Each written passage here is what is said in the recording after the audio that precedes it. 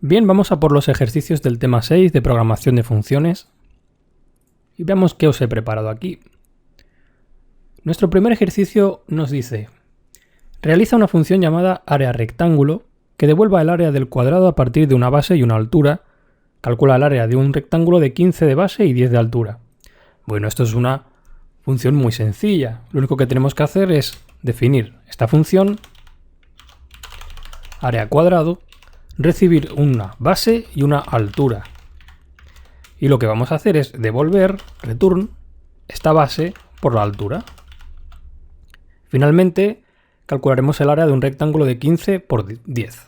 Simplemente lo vamos a mostrar por pantalla. Vamos a llamar área cuadrado, base por altura, 15 por 10. 150. Más fácil imposible. La verdad es que la mayoría de ejercicios de esta unidad están pensados para ir practicando las funciones, así que tampoco os voy a complicar demasiado. Vamos a por el siguiente ejercicio. Realiza una función llamada área círculo que devuelva el área de un círculo a partir de un radio. Calcula el área de un círculo de 5 de ancho. Nota, el área de un círculo se obtiene al elevar el radio a 2 y multiplicando el resultado por el número pi. Puedes utilizar el valor 3, 14, 15, 9 como pi o importarlo del módulo math. Bueno, esto es un ejemplo de cómo se utiliza el pi, la constante pi, utilizándola desde el módulo math. Vamos a hacerlo de esta forma, ya que lo tengo puesto. Vamos a importar el módulo math. Vamos a definir el área del círculo, área círculo. Vamos a recibir un radio. Y simplemente lo que vamos a hacer es devolver. Vamos a ponerlo entre paréntesis. Primero vamos a hacer el radio elevado a 2. De hecho, no haría falta, puesto que elevar algo siempre tiene prioridad antes que una multiplicación. Pero bueno, me gusta indicar que esto se hace primero. Y esto lo vamos a multiplicar por el número pi. Math pi, de esta forma. Y ahora podríamos, pues voy a copiarlo de aquí arriba. Y voy a mostrar el área de un círculo con un radio de 5 de largo, ¿no? Y me da 78,539, bla, bla, bla. Bueno, está bien, ¿no? Sin más complicación, pasamos al siguiente. Realiza una función llamada relación que a partir de dos números cumpla lo siguiente. Si el primer número es mayor que el segundo, debe devolver 1. Si el primer número es menor que el segundo, debe devolver menos 1. Y si ambos números son iguales, debe devolver un 0. Comprueba la relación entre los números 5 y 10, 10 y 5 y 5 y 5. Así que básicamente lo que tenemos que hacer es definir una función llamada relación que reciba dos números A y B. Y dentro vamos a comenzar comprobando pues la primera posibilidad. Con un if vamos a comprobar si el número A es mayor que B, de esta forma, y en este caso vamos a devolver un 1 positivo. Vamos a añadir un elif para comprobar otro caso, en el caso de que A sea menor que B. En este caso devolveríamos menos 1.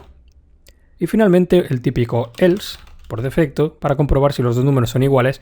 Esto se ejecutaría porque no hay ninguna otra posibilidad, o es mayor o es menor o son iguales. Por tanto, con un else nos serviría. Otra cosa, podríamos poner un elif A igual a B y también nos serviría igual, pero lo vamos a dejar con un else. Y devolveríamos un 0. Y ahora vamos a ejecutar estas relaciones. Relación entre, voy a copiarlo así para ir rápido, 5 y 10. Luego sería 10 y 5, o sea, del revés. Y finalmente entre 5 y 5. Las voy a mostrar las tres de golpe y vamos a ver lo que da. 5 y 10, el primer número es menor que el segundo, por tanto devuelve menos 1. 10 y 5, el primer número es mayor que el segundo, por tanto devuelve 1. Y 5 y 5 son iguales, por tanto devuelve un 0 y aquí lo tenemos todo. Perfecto. Aquí tenemos una función de relación. Si me preguntáis para qué serviría, pues os podría decir que posiblemente en el futuro veremos algunos ejemplos de cómo hacer algo muy parecido para comparar tipos de datos como objetos entre ellos y cosas así, pero lo dejaré para el futuro. Cuarto ejercicio. Realiza una función llamada intermedio que a partir de dos números devuelva su punto intermedio. Nota, el número intermedio de dos números corresponde a la suma de los dos números dividida entre 2. Comprueba el punto intermedio entre menos 12 y 24. Bueno, pues vamos a hacerlo. Vamos a crear una función llamada intermedio que reciba dos números, A y B, devuelva la suma de los dos dividida entre 2. A más B dividida entre 2. De esta forma. Y vamos a ver qué sucede si hacemos un intermedio, punto intermedio entre el punto menos 12 y el 24. A ver qué nos da. 6. Claro, porque hay la misma distancia de menos 12 a 6 que de 6 a 24. Si pusiéramos entre 0 y 24 tendría que dar 12. ¿De acuerdo? Si pusiéramos menos 24 y 24 tendría que dar 0, porque es el punto de intermedio, como veis. Vamos a por el quinto ejercicio. Como veis son muy ligeros. Realiza una función llamada recortar que reciba tres parámetros. El primero es un número a recortar, el segundo es el límite inferior y el tercero es el límite superior.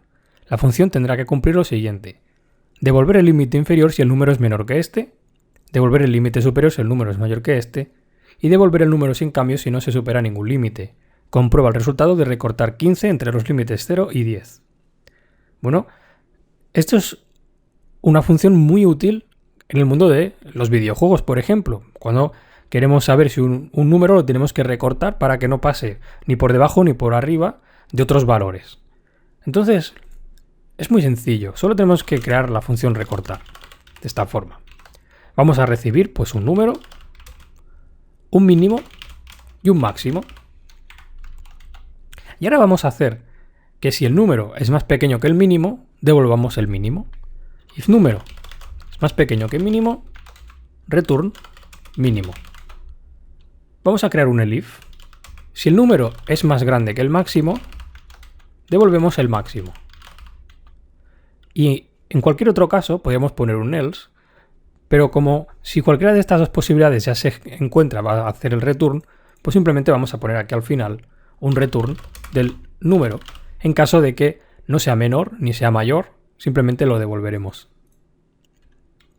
Así que vamos a mostrar lo que nos están pidiendo, que es un recorte, recortar el número 15 entre 0 y 10. Recortar el número 15 con un mínimo de 0 y un máximo de 10. ¿Qué creéis que saldrá? Hombre, si este número es mayor que el límite máximo, se supone que tendría que recortarlo a 10. Y ahí lo tenemos, nos lo recorta a 10. En cambio, si recortásemos, fuera por ejemplo 16, el máximo, pues nos da 15, porque es correcto, está entre los dos límites.